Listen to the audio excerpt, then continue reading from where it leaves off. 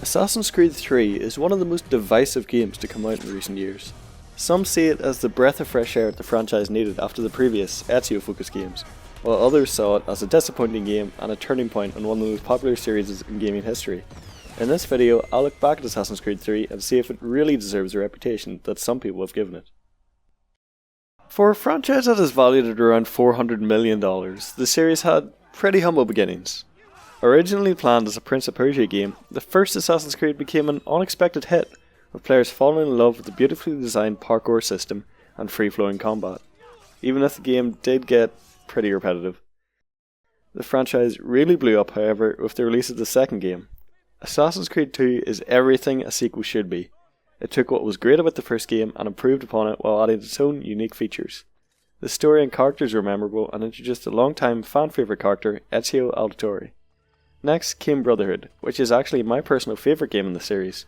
It took all of the refined gameplay from the second game and brought it to a new setting, Rome. It also introduced one of the most memorable villains in the series.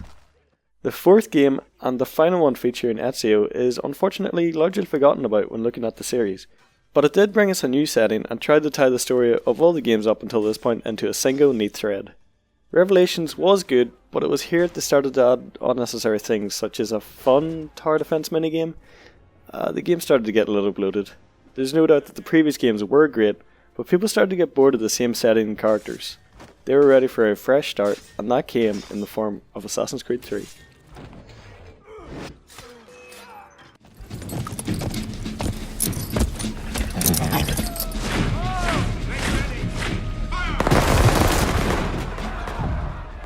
As you may be able to tell, I'm not American, so the game settings probably won't have the same impact on me as if I lived in the good old US of A.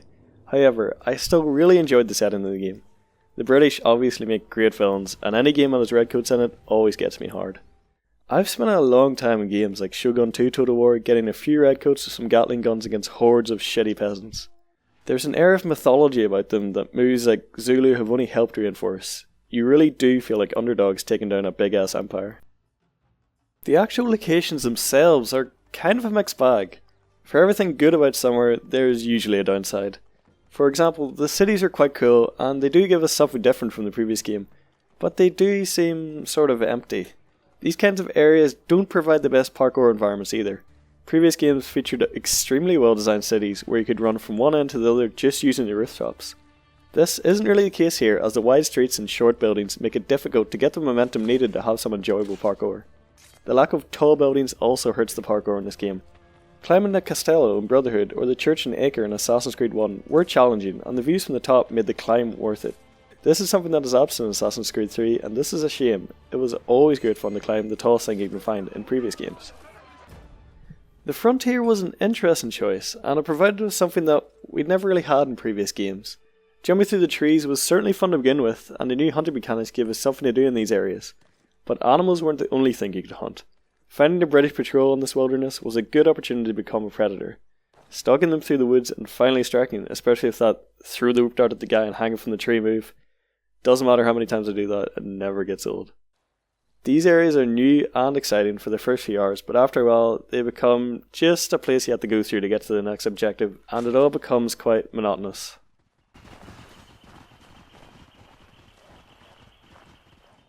In my opinion, one of the biggest missed opportunities in this game is the actual war itself. I know the story is centered around Connor and Haytham, but I just expected more from the war, and especially the battles themselves. Remember that amazing trailer for the game? That honestly got me really pumped for the game.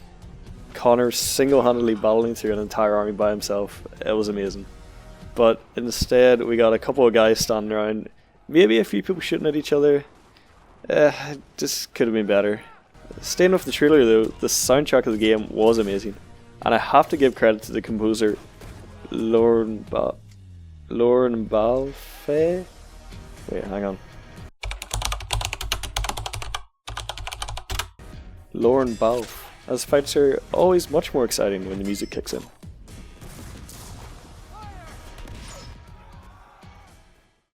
Without a doubt, this is going to be the most controversial part of this video. Some people love the story characters in this game, and some people hate them.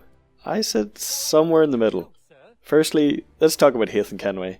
He is, without a doubt, one of the highlights in this story. Remember the first scene where you're trying to assassinate the guy in the theatre? He just walks in, he's polite to everyone, has a bit of a chat, and then he just goes and gets the job done. The voice acting, animation and sound design just works together so well in that part to establish him as a badass. Such a good introduction to the character and to the game. His moments are the most fun in terms of story, and I genuinely enjoyed playing as him. I didn't know about the plot twist before I played the game, and the reveal of him being Templar was a great moment. It's still one of my favourite twists in gaming. Hatham sort of served as a neutral character of sorts that blurred the line between assassins and Templars and showed that both sides use the same sort of tactics to get what they want. You are a Templar. After that point though, we get Connor, and Connor is, well, he's Connor. Before you run down to that dislike button, I just want to say that I really wanted to like Connor. I really tried. Every time I did something that was stupid or something that annoyed me, I told myself that it was all just part of his character arc and he'd improve as he got further into the game, but he really didn't. Every cutscene he was in, he didn't add much to it, and it was hard to get emotionally invested in a character that had all the personality of a tree bark. Not even a plank of wood, just a fucking bark. The part that really broke me though was his relationship with his sort of mentor father figure, Achilles. Now I know that Connor is meant to represent the new generation of assassins and Achilles is sort of the older generation stuck in their ways, but Jesus Christ, you don't have to be a dick to him all the time. Almost every scene with them, the old guy's just trying to give some advice or look out for Connor, and Connor is just shouting at him, basically just calling him senile old fuck. Just leave the poor guy alone. The rest of the characters are alright. There aren't many memorable ones like Leonardo da Vinci, but they do their jobs, and some of them are pretty entertaining.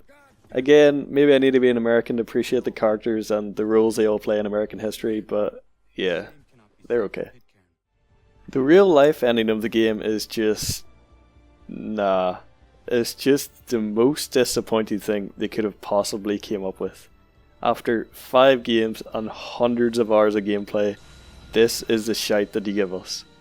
I don't know who's in charge of this at Ubisoft, but their cocaine intake needs to be massively reduced. If you haven't seen the ending, then check out the link in the description. This video would be way too long if I had to talk about it anymore. It's some sort of global aurora borealis. Never seen anything like this before. Eyewitnesses describe electrical storms and erratic displays of unusual weather. The actual gameplay of this game is pretty fun. When I was making this video, I went back to replay the game and I just spent hours running around, starting fights with soldiers, parkouring through windows and taking over forts. Seriously, if this game didn't even have a story, just threw you into this world of all of the weapons and tools, guaranteed you'd still have a great time. Arguably, the most important aspect to get right is the combat, and I think they nailed that. All of the moves and weapons feel pretty satisfying, especially when you play as Connor, whose moves and finishers feel especially weighty and brittle. The introduction of new types of enemies that you need to use different tactics to take down tries to add a bit of difficulty to the combat, but you really shouldn't lose a fight unless you're fighting more than like 10 enemies. The focus on guns in this game sounds like something that could either be really annoying or really fun, and for the most part, it stays in the latter territory. It can be pretty annoying sometimes when you're shot randomly by some random ass private on the other side of the street or from a rooftop, but the ability to use people as a human shield gives you a pretty hilarious way to somewhat get over this. Using your gun in combat, however, gives the game quite a lot of new combat options, such as quickly shooting high level enemies or using it in some of the game's new double takedowns. Stabbing one guy with a bayonet and then shooting through him to hit his friend never really gets old. In terms of the missions themselves, most of them are pretty fun. A particular lowlight, however, and one that is present in a lot of Assassin's Creed games, is the eavesdropping missions.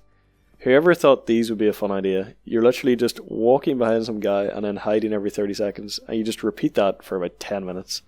They're annoying, they're slow, and they're frustrating.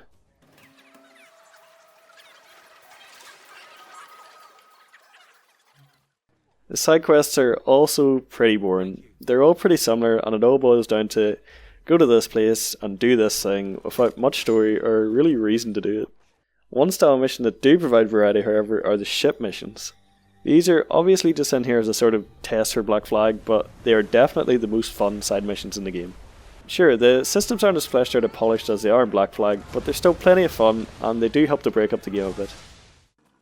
The homestead is another pleasant surprise in this game, and serves as a sort of settlement that you can spend your money on and upgrade in a couple of different ways. It was pretty nice to come back through it throughout the game and just watch it grow. I remember one time I went back to it during the winter part of the game and there were just some kids in the settlement building snowmen. I don't know why, but that small little detail stuck with me, and it's always one of the first things I think of when I think of Assassin's Creed 3. I don't know, it was just kind of nice and homely. In the end, was Assassin's Creed 3 the perfect game? Definitely not. It had a lot of flaws in almost every aspect of the game, but is it fun to play? Definitely. Playing through it again has made me realise just how fun the game actually is, and any problems I might have with a character or a gameplay element fades away when you're running through the trees stuck in that red coat that's trying to escape. If you haven't played Assassin's Creed 3, I definitely recommend it, and if you have played it and absolutely hate it, I'd recommend that you play it again. Years of negative things that you heard and read about it online has a way of changing how you remember the game, and if you play it again, you, like me, may have a different opinion in the game by the end of it. Something you previously disliked or hate could actually become something that you love.